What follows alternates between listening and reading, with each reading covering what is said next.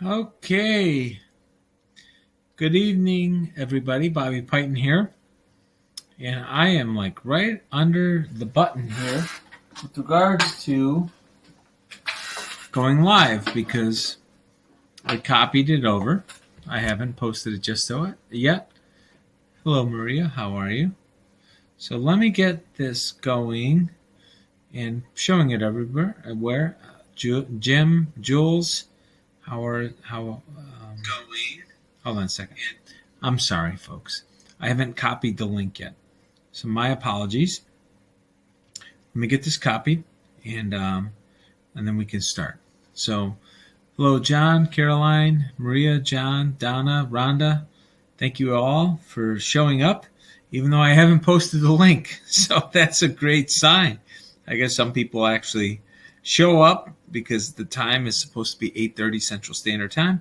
And so that's wonderful. Thank you so much for joining. I just posted a funny little thing, about little Frankie. And I don't know if you guys are following me on Telegram, but I will share what I posted because, you know me, I like a little bit of excitement, maybe a little bit of drama, as some would say. And, I was thinking about it from the standpoint of what we're going through in the Bible and what we're kind of talking about this whole time. That we, the people of the United States, we've been too trusting. We've taken the time to believe what people say. We assume that they're doing what they, we believe too freely in their intent. Okay. And I've talked a little bit here and there about little Frankie. I've reached out to him about going over his findings because I do think something seems off to me about them, and I haven't heard any response. I've heard some of his folks discuss it with regards to, he's upset because I've called him little Frankie, right? He thinks it's disrespectful.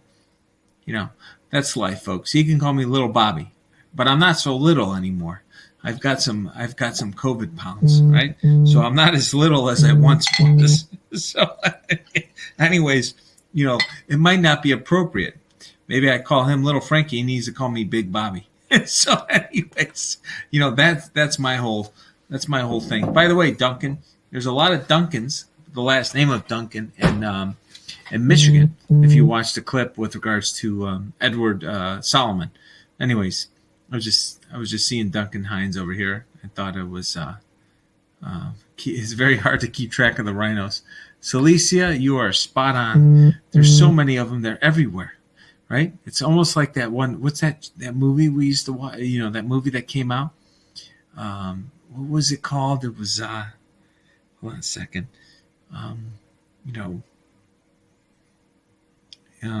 Come on, help me out here. The guy from Bruce Willis, where he goes, I see dead people, they're everywhere, right? And sometimes they don't know they're dead. And sometimes I feel like I see rhinos, they're everywhere. They don't even realize they're rhinos. I think it was like, he got shot by Marky Mark's brother. What was it called? What was that? There, that's right. Thank you, Amstock. It was 6 cents. So anyways, I see rhinos. They're everywhere. They don't even know they're rhinos. That's the line I think of when I see people like, Kathy for myself, Barnett, right? Kathy for myself, Barnett. When I think about all these people, like little Frankie, I got to tell you, I just posted, right? I'm getting some weird responses. I said, little Frankie, have you ever been paid by the CIA? Because I've heard of a lot of professors getting paid by the CIA for misinformation. Now, keep in mind, folks, the past 2 weeks, I've disclosed a lot of information about phantom voters, how to construct phantom voters, last name analysis. I've looked at, I've also disclosed, what you could do with voter registration data. How many people are registered on Saturday and Sunday and holidays, and what that looks like. So I've done a lot of stuff to expose all the different ways that fraud is being committed. okay, across this country. Little Frankie is focused on one or two of the things that I used as a starting point to distract people. And he's like, I'm Little Frankie. Hold on. With this little mug. And it's like, I can't help but think, like when I see this shit, I'm like, that guy must be getting paid by the CIA. Somebody told him wear his little cheesy bow tie and put his follow the data mug up like he actually knows what the fuck what the hell he's talking about. I'm sorry, folks. I can't help but laugh because I think about this guy and he's such a little shyster, from my perspective, so anyways, sorry. I have no idea if Professor Clement supports him, but I have no idea if the CIA supports Professor Clement. Here, I will go on record. I asked Little Frankie, has the CIA ever supported him? I will tell the American public right now, I have never been supported by any government agency for any of my work. I've never been paid any money. Period. I've never received any money from the government for any of my findings, and that's just the way it is. And so I don't think it's too outrageous for us to ask, hey, you in Hollywood, in the mainstream media, are you part of Operation Mockingbird? Do you get paid money from us, the taxpayer, through government agencies? Are you willing to attest to such a thing under oath with penalty of perjury and fraud? Will you sign a documentation that you do not receive any money from the government for what you're saying? I don't think that's too much to ask. That's all. So I have no idea. I've never spoken with Professor Clement. I've never watched anything with regards to Professor Clement. I have no idea. But all I'm saying is we, the people of the United States, deserve to know what is the motive of who's saying things to us. By the way, Edward is awesome. I love talking to Edward. I actually, believe it or not, I was asking him if he would relocate to Illinois so we could work on stuff together. So I have a very high opinion of Edward. I think he's salt of the earth, and I got to tell you, he's a very he's a beautiful spirit. So Edward, if you're watching me, I think you're a beautiful spirit. I think you're genuine, you're sincere. I think you're loving of this nation, of this country. You're doing everything for the right reason. Edward Solomon is a patriot. I love Edward Solomon. I've only talked to him a little over a week. He's a damn good human being. And if Edward Solomon, I asked him, I said, I'd like to know what your thoughts are on Little Frankie.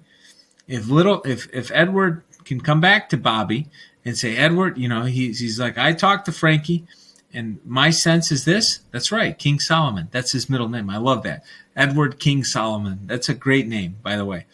But anyways, talking to Edward, if he came back and said something, and he goes, Bobby, he goes, I really need you to think about what you're saying about Little Frankie. I talked to him, and I got a different view.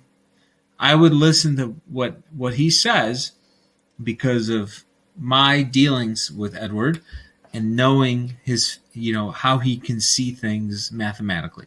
I don't know. Maybe I'm crazy, but I do think, about that. No, I have not talked to Mike Lindell about Frankie. So who do I have to hammer out? What's going on here? Oh boy, a little football fan, huh? Let's get rid of the little RG football fan. Okay, he's gone.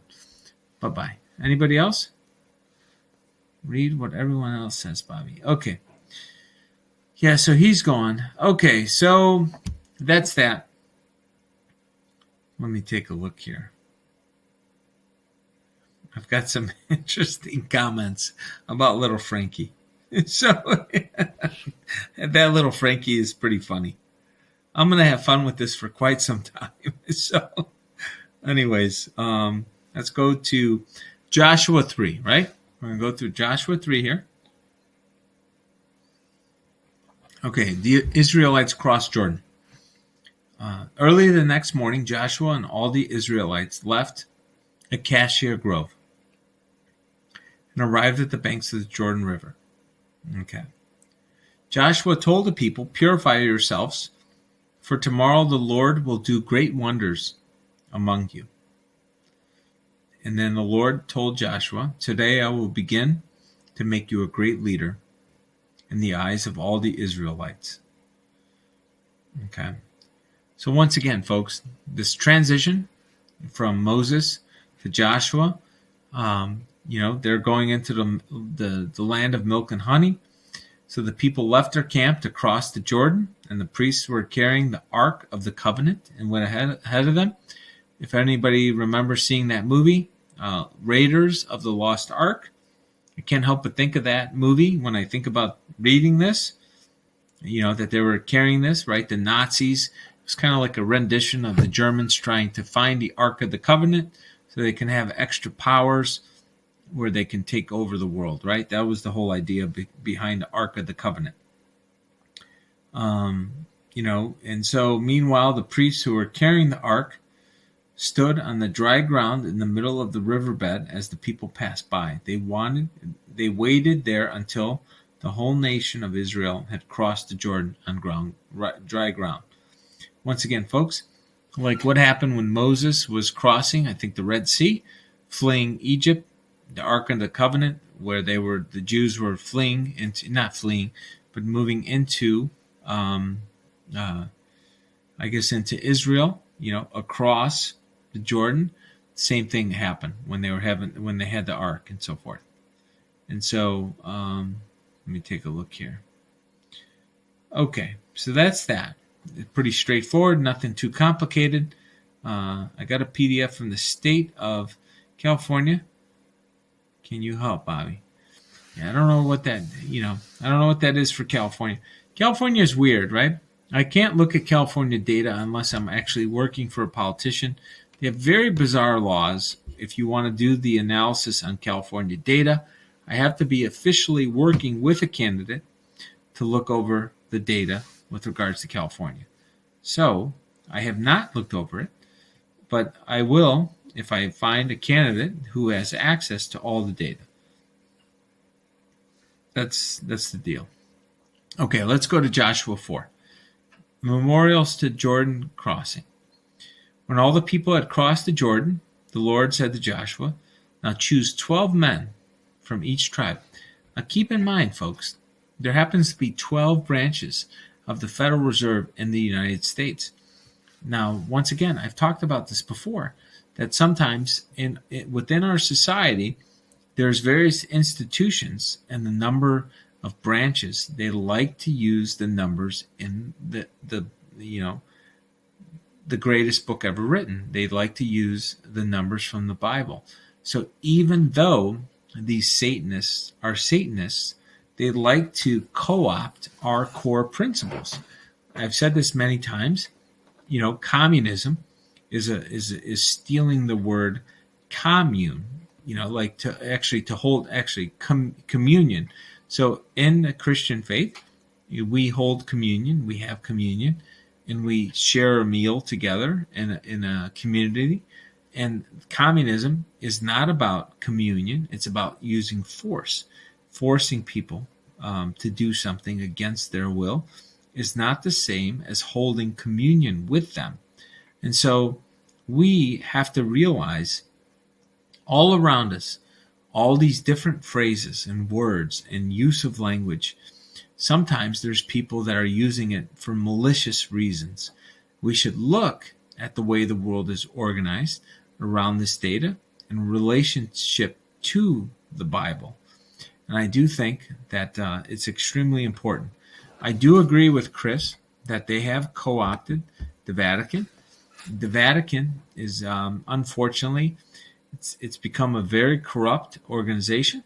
You have corrupt popes, through time. Obviously, the Medici family. I've talked about the Medicis. They've had multiple popes within the Vatican. And I do believe it is worthwhile for us to look into, we do need to look into the Medici family. I'm not sure what this means, but I'm going to post it anyways. Victor David Hansen, Bobby Piton, and Steve Bannon. Get me the smelling salts. Onward, I'm not sure what the heck you're talking about there, but it sounds pretty funny because I actually like Victor David Hansen. And believe it or not, even though I've never been on Steve Bannon's show, I have heard him mention me. People have sent me clips where he's talked about me on his show. I've never spoken with him directly. Now, I have watched some of his debates. He's very articulate. He's obviously a very intelligent person. But he's got this British lackey, I would say a beta boy, who's on his show, which I'm not so sure about. Maybe he's loyal to the crown over the American people. So I have no idea, but I think he's got a very thick accent, and I don't really trust that guy, the way he behaves. Once again, I go off of intuition a lot. If everybody hasn't noticed, I go off of intuition because my intuition is usually pretty spot on. It doesn't make mistakes very often. And, I was thinking about this. Yeah, little Raheem. Yeah, I don't trust little Raheem. He seems like kind of a little shyster. It's like a slippery little guy. Anybody ever seen the movie It's a Wonderful Life, right? Remember when George Bailey shakes the hand of Potter, and his hand was kind of slick, it was slippery, right? He kind of reminds me of Raheem. No joke. Raheem kind of reminds me of a slimy little person, like you would remember from that movie. That's my impression. First of all, Nigel Farage is the real deal. Okay, so I met him. I shook his hand, and Nigel is a patriot. I say Nigel is more patriotic for America, and he's more of a patriot than pretty much every Democrat in this country. And Nigel is the real deal. He is so sincere, salt of the earth. I can totally sense that just shaking his hand just once. Nigel is the real deal, folks. I would follow Nigel off a cliff. Like if Nigel said, we got to go over this cliff to solve a serious problem and save humanity, I would definitely follow Nigel. He is awesome. There's no doubt. That's wonderful. You just said the same thing. Nigel really is awesome. And so, no, I do not believe that Raheem is a good person. I do not believe that he's a good person. That's just my impression. So who the hell knows? Folks, I'm just one opinion. You guys might have a good impression about Raheem.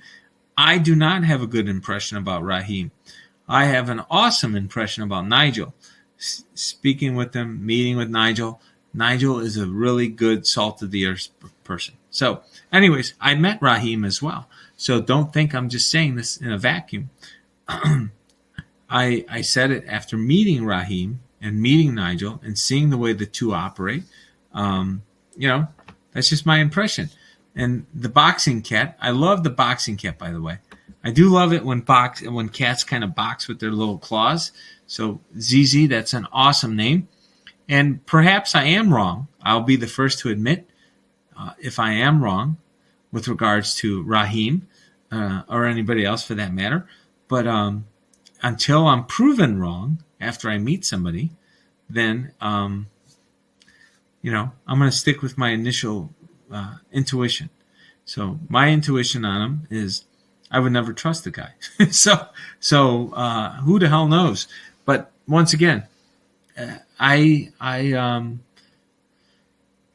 know what to tell you. I can sense energy on people, and that's the way it is. So, who knows if he's who knows what Steve Bannon's purpose for little Raheem is? I don't know. Anyways, let's go to Joshua 4. I do think it's pretty fun. Mittens, are you back? Where's Mittens? Hold on a second. I didn't see Mittens. Farmhouse Mittens. Hold on a second. I don't see Farmhouse Mittens. Hold on. There he is. Farmhouse Mittens. There we go. Fiddler on the Roof. Mittens, we all missed you. Everybody's been thinking about you, Mittens. We're not sure what the hell happened to you, but we are sure as heck glad that you're back. Witchcraft on the black vote to prove the 2020 fall. Stats witchcraft. That's pretty funny.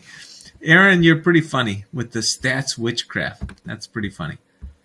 Bobby, what about Garrett Ziegler? I like Garrett Ziegler. Okay? So you guys are asking me. Folks, today is not too complicated. So I'm more than happy to talk about these other individuals. I have spoken with Garrett. Garrett is a true patriot. He loves this country. He's a good man. He's actually a young man. He's a good young man. He's probably in his early 20s. I do believe he loves America. He's got a wonderful family. I have nothing but good things to say about Garrett. He is extremely intelligent. I think he's that's all I can say. He's an extremely intelligent individual. He marches to his own drum. I think he's doing things for the right reason. I do think that he is he's definitely what's the word?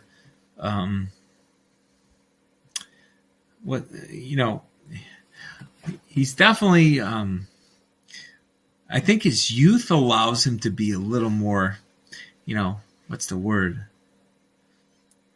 Fearless. That's the word I'm looking for. I do believe Garrett is more fearless than most because of his age. And I think that's cool.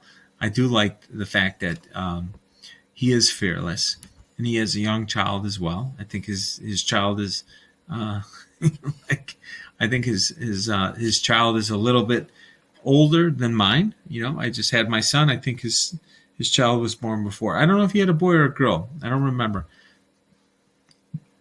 Garrett was working in the White House for Navarro, and so he's a good guy. I really like Garrett, and so that's my 2 cents on Garrett. I think he is a good person. So I don't have anything negative to say about Garrett. Nothing that my interpretation, my feeling, my gut reaction about Garrett is he loves this country. He wants to see this country thrive. And at some point in the future, I do think Garrett should, serve. He should look into serving the people through running for political office. I would most definitely vote for Garrett based on what he's done up to this point and trust his judgment on policy. So anyways, that's what I think about Garrett. Okay, so let's go to Joshua 4. So Joshua called on the 12 men he had chosen, one from each of the tribes of Israel, go into the middle of the Jordan, right? Each of you must pick up one stone and carry it on your shoulder. 12 stones. Okay. So the men did as Joshua commanded. Okay. Joshua set up a pile of 12 stones. I do think it's interesting, this whole concept. I don't know, what is this crap? Why do people have to come in here and start cursing? Okay, it's one thing if I curse on accident, but it's not necessary to curse in here. Charlie Kirk would not make a good president one day, John. John, I disagree with you on this one. Charlie Kirk doesn't know how to do basic math. Okay? I saw his math post about something, and I just shook my head, and it actually made me feel as though, this is what's going to happen nationwide if they do what they do in California with Charlie Kirk. Charlie Kirk was not a good thing. It's not a good thing, folks. And when somebody with that large of a microphone is speaking and can't get some basics of mathematics out properly, I'm not sure why he would do such a thing if he didn't understand. Maria, I do agree with you that I think he might be a hack. I don't know if he is a hack, but I would definitely examine if whether or not Charlie Kirk is a hack, because I think he's something's off. I think you're onto something here. Onward. I think something's off with little Charlie Kirk. he's not that little. I think he's like 6'5" or 6'6", but I will call him little because I think he's a mental midget, is what I can tell. He does have a very loud microphone, though. He's a mental midget with a very loud mic. So could be transgender. I guess he's a Democrat.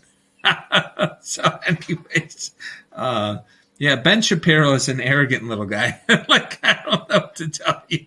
You guys you're getting all of Bobby's impressions of all these people. Like, like, you got Charlie Kirk, Jeffrey saying he might be transgender, and then all of a sudden we got this little guy. What the hell's his name? Hold on, Ben Shapiro. It just like, I'm sorry. He just sounds like such a interesting little character. Like, he's just he reminds me of what I would refer to as an ankle biter. There's these ankle biters in the world. You ever hear of an ankle biter? Anybody? Like, anybody know what I'm talking about when I say an ankle biter? Like, he's just, I guess I do think he is a rhino. Ben Shapiro is most definitely a rhino. He went after he went after President Trump. That's all I need to know about little Ben Shapiro.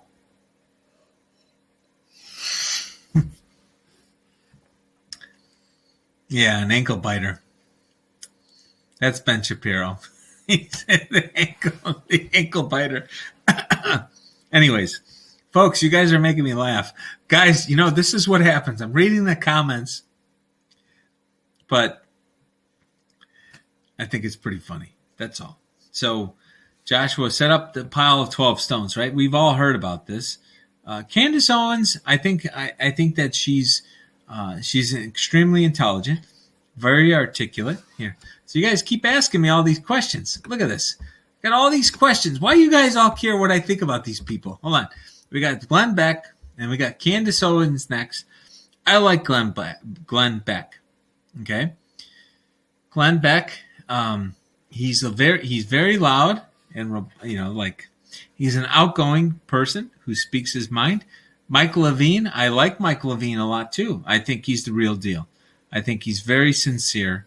I like Mike Levine tremendously, and I think Candace is spot on as well with much of what she says. I do believe, I do think that Levine and Candace Owens are really genuine and sincere. Okay, Ben Shapiro will do whatever gets him paid. That's the deal. I don't know if Candace is dishonest. I don't know. I haven't seen that side of her. So, Aaron, I don't know if she is dishonest, but I have not seen that side of her. Never comes to. I don't know if like I said, I don't know what his role is. First of all, I like Stu Peters a lot. I think he's a great guy. I respect Stu Peters tremendously. And so, I do have his cell phone. We've spoken a few times, and I really like Stu Peters. So I'm from Chicago, if anybody wants to know. I was born in Chicago. I grew up by O'Hare, and this is why I think I have this Chicago accent that people talk about, right? So anyways, and I guess I call it as I see it. But I really do enjoy Stu Peters. I tell him, I go, man, you got a hell of a voice, on the air, on radio. You even speak that way. Stu even speaks that way on the phone, folks. That's not a show. When Stu is on the radio, he speaks with tremendous authority. Let me tell you something. When you speak with Stu on the phone, he speaks with that same authority. He's a great guy. I think he's a really a solid individual. I really like Stu. At some point, I'd like to meet Stu. I told him that. I said at some point in the future, I'd like to meet you because I think it'd be. I just think you'd be a good person to meet. That's all.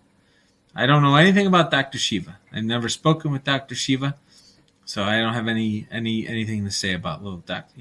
Not little. I have nothing to say about Dr. Shiva. I have no dealings with him. I've never spoken with him. I've never really looked deeply into his work and so forth. So I have no idea. Okay. The priests who were carrying the ark stood in the middle of the river. Let me see. Until the Lord's commands that Moses had given to Joshua were carried out. Okay? Meanwhile, the people hurried across the riverbed. Okay. 40,000 strong in the army were ready for battle. Now keep in mind, folks, 40,000 people back then was a tremendous amount of people. That day the Lord made Joshua a great leader in the eyes of the Israelites, and for the rest of his life they revered him as much as they revered Moses. You think about this whole concept of, who do we revere in society? Who do we respect? Who do we care about? Who should we care about? How should we care about people? Like what's expected of it, right? Now I have a slightly unconventional philosophy on this stuff. I happen to adhere to Reagan's doctrine, right, for the Soviet Union, which is trust but verify. If somebody, if you believe in what somebody's saying, if you trust what somebody is saying, that's wonderful. If you make that connection, I think, okay, and I don't think I'm out of line, but I think a lot of you who chime in every night trust what I have to say. You believe I'm sincere, and I do believe I am trying to be sincere. So I think it's good. You believe I'm sincere. You believe I'm being truthful, and I believe I'm being sincere and truthful because that's the way I'm behaving. But you would never ever hurt my feelings if you, verified it.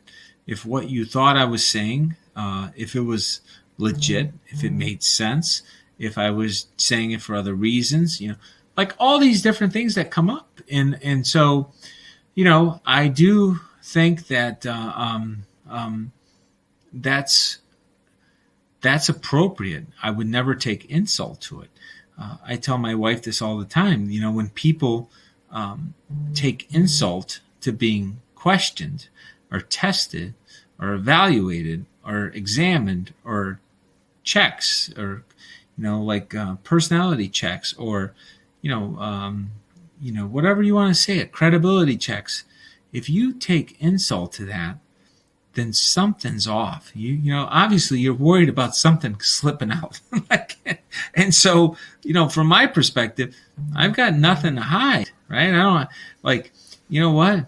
I'm obnoxious at times, right? You guys should know that by now.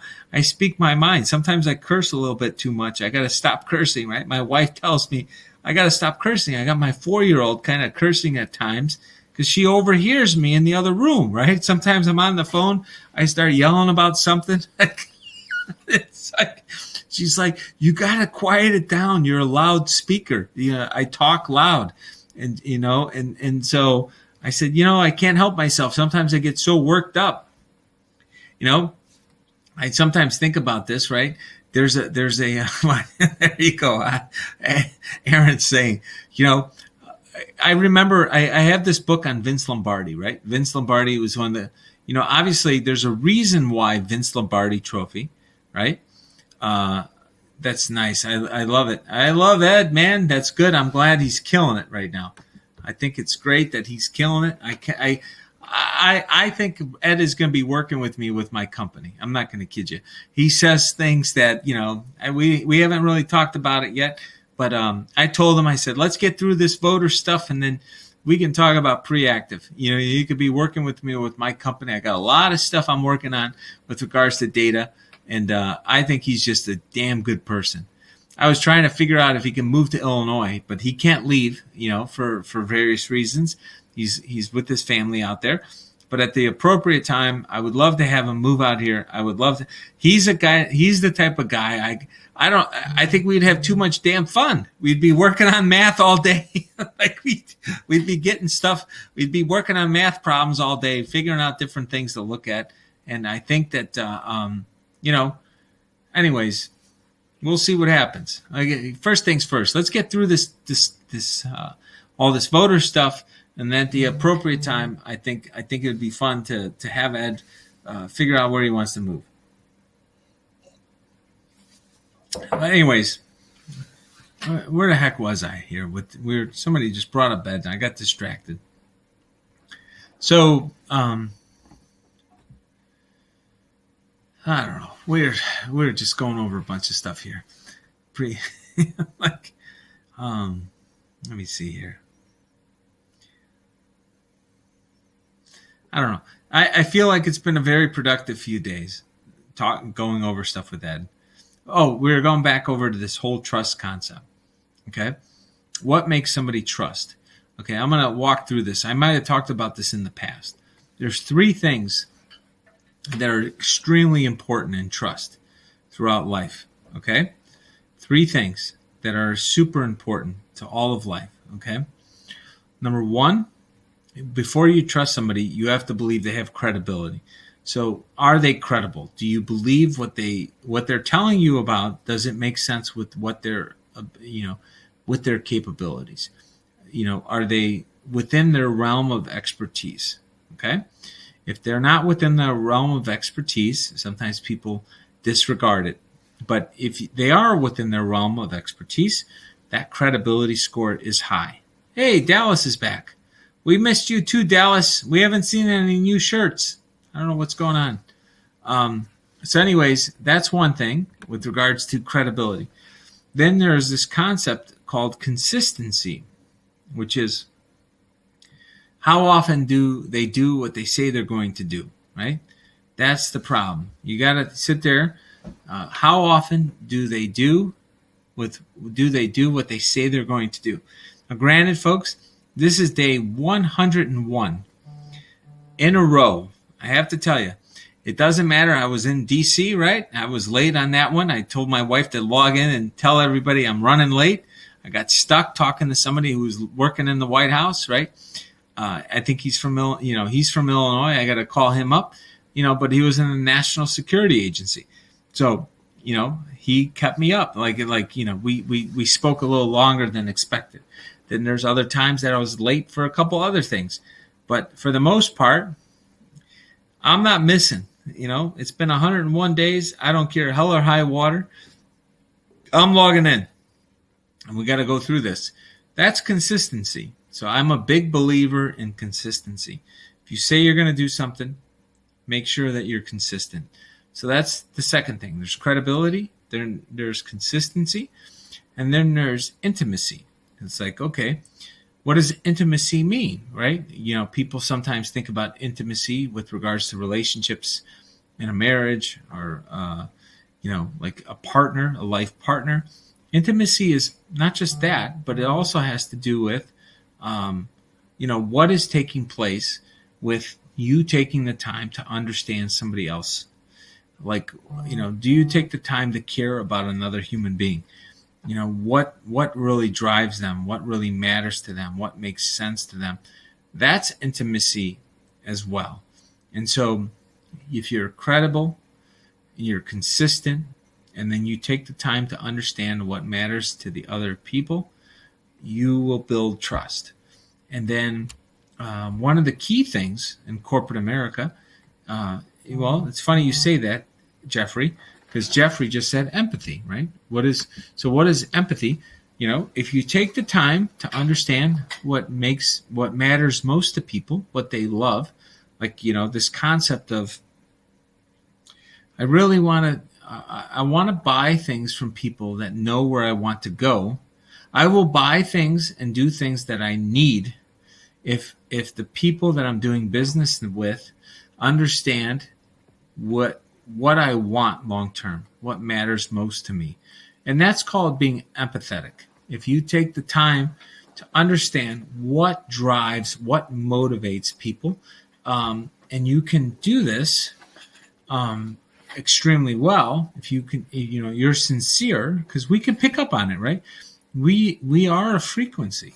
So if somebody is genuine or fake, we are really good at picking up on it as human beings, especially if we have a clear mind. So if we put in the effort and we have a clear mind, we can sense who's sincere and who isn't. And it's extremely important that you develop the skill and you trust your instinct. A lot of times we are discouraged from trusting our instinct. We're attacked for trusting our instinct. We're attacked for making judgments about situations based on our instincts. I tell everybody very candidly, I don't have any problem if somebody doesn't see what I see when I make a judgment about somebody else. I'm never going to be mad at you. If you see something I don't see, that's wonderful. You need to do what you think makes sense, okay? And that's fine. At the same time, I'm going to do what I think makes sense to me. But I'm never going to try to force anybody to try to see things the way I see them. I do think that undermines trust, and that's why communism is evil. This is kind of interesting. Hold on a second.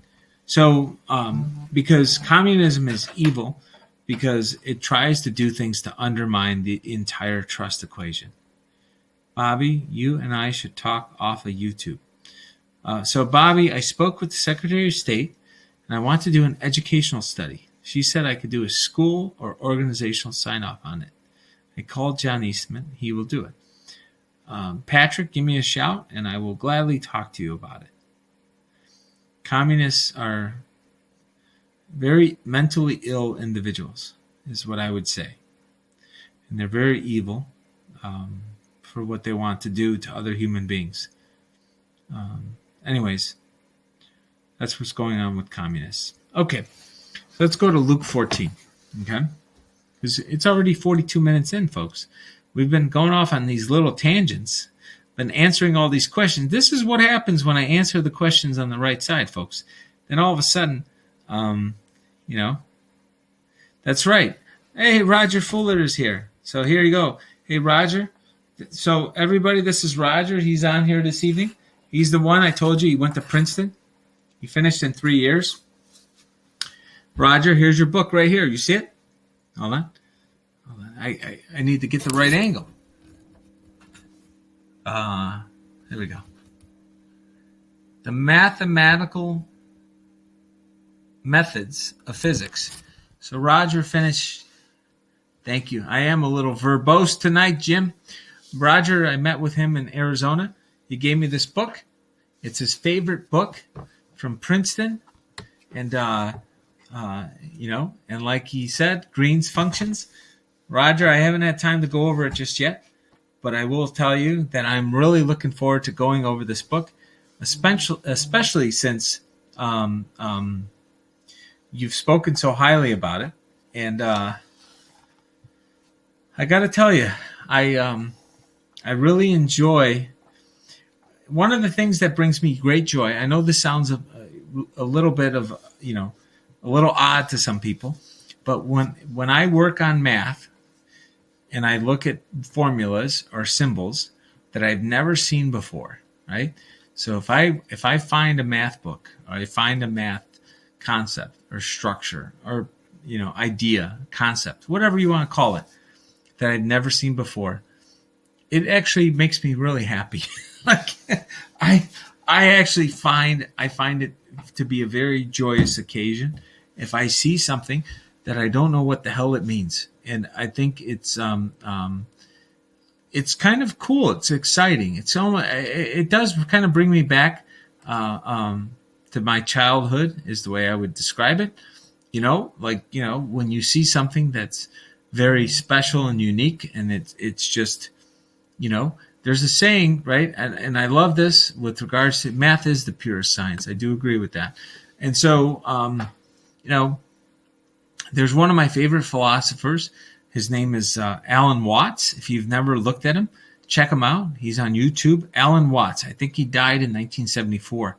And he died in November of 1974. Last time I think when I looked, I was just curious because I thought he was still alive, right? I was listening to his stuff, read a bunch of his things, and I was, sometimes I get disappointed because when I read some material or I watch something, I still imagine the person here, right? And, they're still alive, and then I find out they're dead. Like that. I felt like that with Ayn Rand. When I read the first book I read about Ayn Rand, I was heartbroken. When I found out she was dead, I was like, I don't know what it is. I was reading the book and I thought she was still alive. And then I find out she's dead, and she was one of the most brilliant. I mean, not one of the most. I think she's got to be up there. She might be number one, number two most brilliant writers I've ever read, Ayn Rand. And so if you've never read Ayn Rand, I highly recommend it. She's just such a beautiful mind. I don't know what to tell you. So anyways, I'm looking forward to reading the book that Roger gave me. Roger, if you've noticed, I'm going to point out one other book that I did tell everybody that you got me this other book, which is The History of Pi. Okay, which I do have that book. He gave it to me as well, and and I told Roger when he gave this to me, I happened to open it up, and when I opened the book, I did find it to be pretty interesting because the table of contents, as I've said, is, if you look on the table of contents, the first thing I noticed when I looked at it is if you look at item number 13, Newton comes before Euler. Okay? Now keep in mind, folks, when I saw this, I told Roger I'm very happy that my wife did not see this book before we decided on Euler coming before Isaac with regards to his middle names. Because in the book, it was Newton Euler. And so we went with the middle names Euler, Isaac, after Isaac Newton. So Edmund Euler, Isaac. So it's E squared raised to the imaginary I times pi minus 1. So anyways, I'm not sure. My wife she might have lobbied very hard against Euler coming before Newton if she saw that in the book. So I don't know if she would have done it, but I'm glad I didn't have to take that chance. And she didn't see that book because I got this book from Roger after we already decided on the name. Anyways, that's what it is. So let's go to Luke 14. When Jesus noticed those who had come to dinner, they were trying to sit. Okay. When you are invited to a wedding feast, don't sit in the seat of honor. What if someone who is more distinguished than you also is invited? The host will come and say, "Give that person your seat." Then you will be embarrassed and you will have to take whatever seat is left. Instead, take the lowest place at the foot of the table. Then when your host sees you, he will come and say, "Friend, we have a better place for you." Then you will be honored in front of all the guests. For those who exalt themselves will be humbled, and those who humble themselves will be exalted. Now, folks, there's a tremendous amount of truth to this, right? And frankly, I do think, first of all, hold on. I'm not going to respond to some of these comments here, but that's all right. So with regards to being humbled versus sitting at the top of the table and so forth, what I would say is, from my perspective, you got to remember, folks, I'm the last of 10 kids. And so being the last of 10 children and going to a lot of family parties and going to a lot of events with a lot of people, I've witnessed for a very long time, I've witnessed a lot of people that try to get a lot of attention, right? And there's a side of me that thinks little Frankie is just looking for attention. I don't know if he's genuine or sincere, or he's a CIA agent or something else, or he just wants a lot of attention. I can't tell which one it is. So time will tell, right? At the end of the day, we'll all find out which one it was, and that's okay. Okay, it's not my thing to figure out. The universe and the world will see what he is at the appropriate time. Okay, so, but going to this whole concept of being humble and being seated at the low table versus the high table and so forth, and the way I look at it, okay, right or wrong, and I don't know why I do this, folks. Maybe it's because I'm the last of 10 kids or something. When I go somewhere and I look at this stuff, when I go somewhere and I think about this stuff, what I think about is, I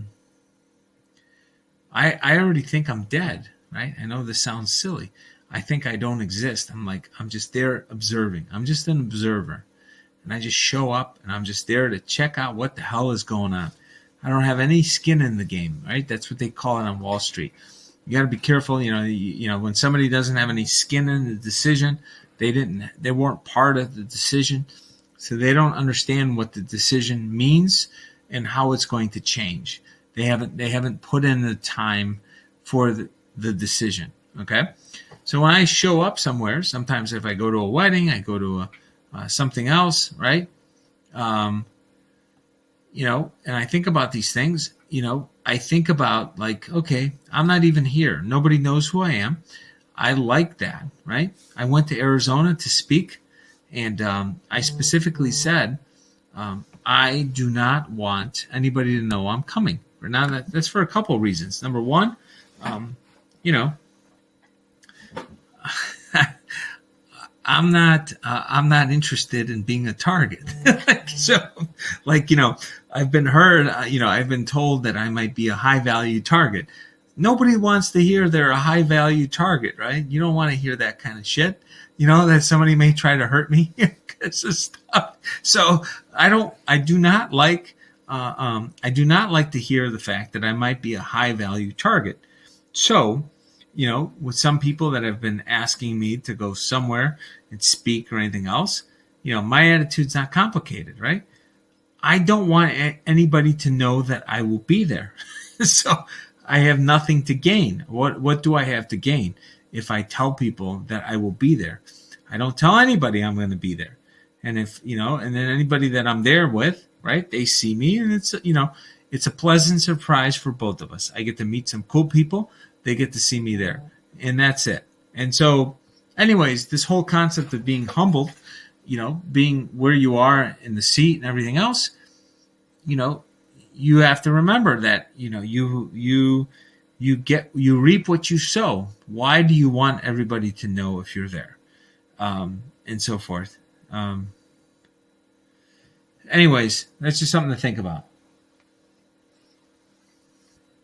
So, when I think about that, that's what's on my mind. Because I've been asked to go speak at a bunch of things around the country and so forth, here and there. And, I'm not sure where I'm going to go. I kind of go off a gut feeling, and I talk to my wife. But I'm just drinking some water, Aaron. Come on. Man, Aaron, are you my brother? Are you your brother's keeper, Aaron? So, here's some water. You're pretty funny, though. Democrats give donkeys a bad name. I do agree with you. Amstock. That's very accurate. I don't drink bourbon. Bourbon is corn. I don't like corn mash. It doesn't do well with me. What can you tell us about Burns' movie? That's not. First of all, like in Burns' movie, there's okay. Here, we're going to wrap this up. Hold on. Let's wrap this up because we'll just go right to Proverbs, okay? And then I'll tell you about the Burns movie, okay? Because it's already getting late. I'm watching this movie that I'm about halfway through. Vodka is the best. Sarah, I don't know where you're from, but you're a good person. So, anybody who likes vodka is a good person. Anyways, I'm just making a joke here, folks. But maybe Sarah, you are a good person, but it doesn't hurt that you like vodka. Anyways, let's do Proverbs 12, and then I'll tell you about the movie and the recording of it. Potato vodka is awesome, right? That's why you want Chopin. Chopin is wonderful. Ciroc with grape vodka is also extremely good. And so I highly recommend that one.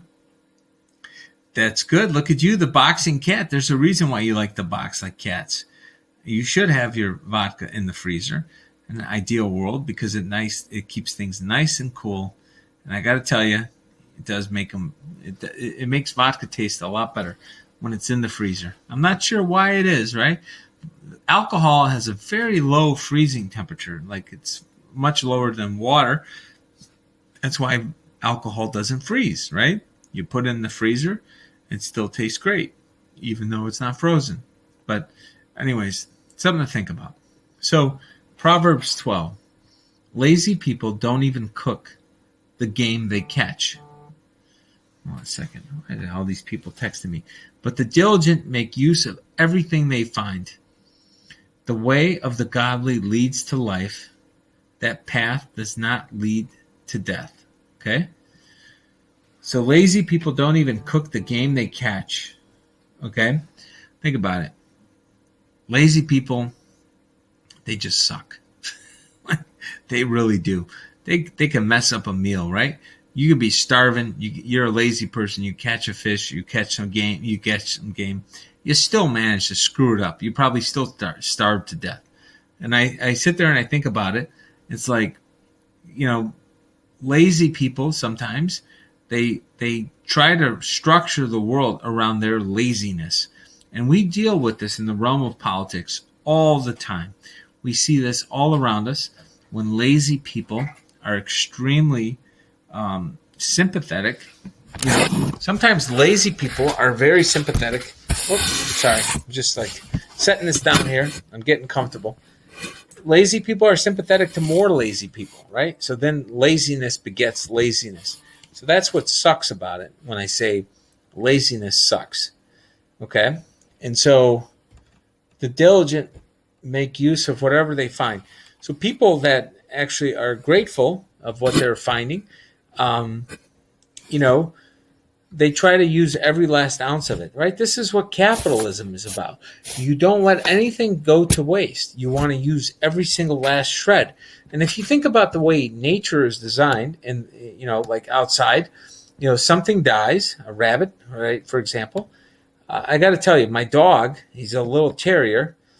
He's actually caught a couple rabbits in the past month, right? My little dog, I don't know how the hell he got him out there, but he runs out in the backyard.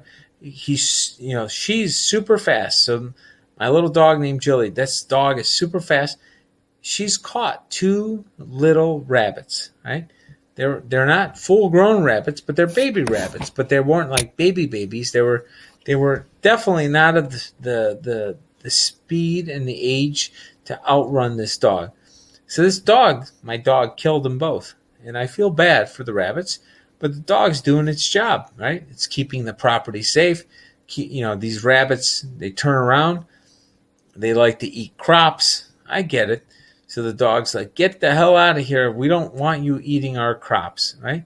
So Jilly is a good little dog and protected the crops, protected the homestead, right? But when I think about those rabbits, and, I didn't like throw them away or anything like that. I just set them off by the water. We have a pond, and and then other animals will eat them, right? So none of that rabbit is going to go to waste. And so, when I think about these, when I think about this whole cycle of these animals and how, you make use of all of this that occurs, I think about the rabbits, right? I think about these rabbits that the dog killed. Put it this way: there's dog food with rabbits in it, It's super expensive. If you want dog food that's made with rabbits, it could be like 80, $90 a bag. It's not cheap, folks. So if Jilly had her druthers, she would have eaten the damn rabbit. But I didn't want that mess. By the way, if you guys have never eaten rabbit, they're really tasty. So I got to tell you, that's funny. Terriers are patriots. That's hilarious. I like that one, Jeffrey. That's pretty funny. Terriers are the patriots. So, anyways, I do think that's pretty funny. It's a funny line. The rabbit is very good. I do like the way rabbit tastes. The way the godly leads to life, that path does not lead to death. So, my look alive. Who's look alive? What's going on? Hold on a second.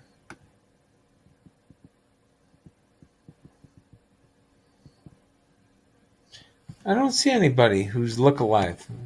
Maria, you have to let me know if you see something. But with regards to the way of the godly leads to life, that path does not lead to death. So, when you think about God, the godly path that leads to life, the path that does not lead to death. If you're truly passionate about what you love, right? You're passionate and you live your passion. You do feel alive and you do feel younger. And so when you don't do what you love doing, it's drudgery. It's like you're dragging yourself out of bed. This happens a lot with people, right? They kind of go about their life and they're miserable. They don't really love their routine. They don't love what they're doing, and it kind of eats at them and it kills them slowly. And when I think about this, if for some of those who follow me on Telegram or Twitter,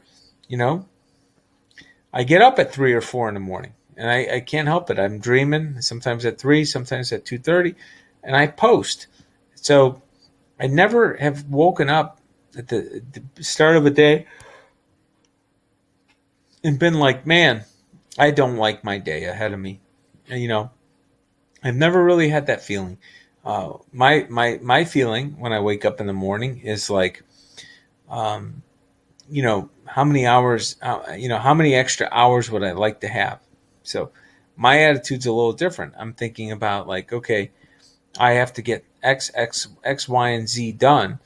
What do I do to make sure I get it done? And what can I kind of push off a little bit on time and so forth. So I do post on Gab, Johnny B. What do you mean? Don't forget my Gab family. I'm still posting there. So anyways, so that's that. That's Proverbs 12. So what is it that we wanted to talk about afterwards? I forgot what we were going to say. Because we are, oh my gosh, we're at 1 hour and 3 minutes, folks. 1 hour and 3 minutes, just like that. So I think we were talking about something, and I said I would discuss it. A second. So you guys tell me, what would you like to discuss for a few minutes? Okay? Anything? I don't know. Deperno calling. Somebody then called me. They said they might call. Oh, Burns movie. Okay. So with regards to Burns movie, when I was recording this movie, right, I was in there interviewing and stuff. There's a song. I'm curious if it's going to make the cut, folks. I was just talking about it today. So there's a song from 9 Inch Nails. It's called Only is the name of the song. So anyways, they recorded me. Like I looked over it because I was kind of missing some of the words. So while I was being recorded for the movie, because I spoke for like 3 hours in a row, really hard to do, right? 3 hours, me talking for 3 hours, like that's a hard problem, right? So anyways, as I was going over this stuff for 3 hours, I kind of started talking about the lyrics from this song Only. And I said, oh, where? I said, tiniest little dot caught my eye. It turned out to be a scab. And I had this funny feeling like I just knew it was something bad. I just couldn't leave it alone, kept picking at that scab. And then I climbed myself through a doorway and so forth. And then basically, it's 9-inch nails. You're kind of picking through at the scab. And then it's like, you got through the other side. It's like, now I am somewhere I am not supposed to be. And I can see things I know I really shouldn't see. And now I know why. Now I know why things aren't as pretty on the inside. And I do, when I think about that song, I brought it up when I was being recorded because I think that that's where we're at as a nation. That in this Burns movie, I said, there's a lot of us that, the perception of what we thought was real has been shattered, and that we kind of picked at it. Excuse me. We kind of kept picking at it, and as we kept picking at it, we fell through. and then now we're somewhere we're not supposed to be. And so we're all trying to make sense of what the hell that looks like, right? What does it mean when the way we viewed the world is permanently changed, right? That's the key. And so, anyways, I do think the movie was a wonderful experience for me. I never, I don't want to say I've never been on film. I've never been on film discussing something in such great length. I've been on shorter videos about stuff, but never 3 hours straight discussing all of these findings. And the good thing is, a lot of these findings that I've been bringing up lately, some of them are most definitely in the movie. Yes, I have read some Nietzsche and so forth. And so, Nietzsche's really good. Which reading plan am I using? I'm just using the Bible in 365 days. So it's just, this is the 1 year Bible. So I'm on day 101. Yeah, Mike Adams is super smart. I like Mike Adams. The health ranger. Yes, I like Mike Adams a lot. Everybody should check him out. So by the way, I will be on Pilled. I think it's Red Pilled or something. This Friday night for 2 hours. He asked me if I would come online. Robert Beatles asked me to go on there. So, I'm going to go on there Friday night. Yeah, I like Mike Adams. He's a good guy too. I really like him. I've never met Scott Adams, but I do like the way he thinks. Yeah, I think the show is called Red Pill or something. Red Pilled. So, yeah. Folks, I went to a dinner for Roger Stone to help with his legal fund. I think a couple years ago. Maybe it was 1-2 years ago. I posted on YouTube, Facebook. People said, don't post photos if you're going to run for office because he's not a good person. I said, he's done nothing differently than every politician in D.C. So I'm not sure why you would have it out for Roger.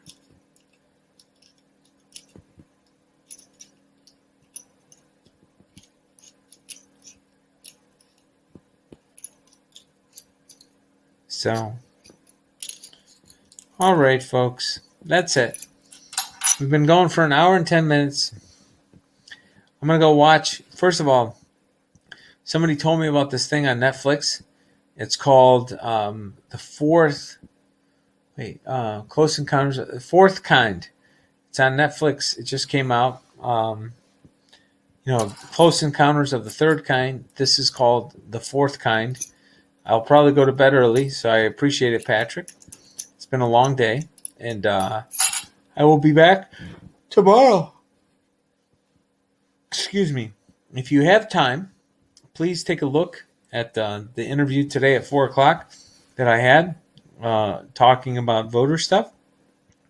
If you want to talk about real estate and how you can get involved to lower your property taxes, please look over Python points from what I did today on 6-1. So with that, let's go to St. Michael's prayer. St. Michael, defend us in battle, be our protection against the wickedness and snares of the devil. May God rebuke him, we humbly pray. And do thou, O Prince of thy heavenly host, by the power of God, thrust into hell Satan and all the evil spirits who wander through the world for the ruin of souls. So I just want to say, God bless you. God bless your family and friends. May God continue to bless the greatest nation in the history of the world. May peace be with you.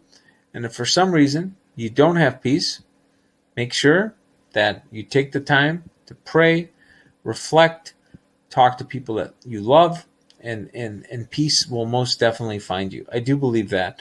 But it starts with you. You have to put in the effort and you have to do the work, and then peace will most definitely find you. So with that, I hope everybody has a wonderful evening. God bless and have a wonderful night. Thank you.